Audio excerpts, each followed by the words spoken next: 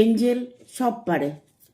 Angel তোমাকে কতটা guide করছে, এঞ্জেল তোমার কোন প্রবলেম সলভ করছে, প্রতিটা মুহূর্তে এঞ্জেল তোমার সহায় আছে।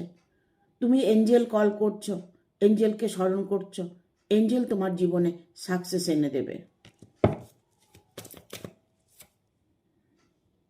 কয়েক মাসের মধ্যে তোমার জীবনে পরিবর্তন দেখতে পাবে। এঞ্জেল এটাই বলছে যে আমি আছি পাশে।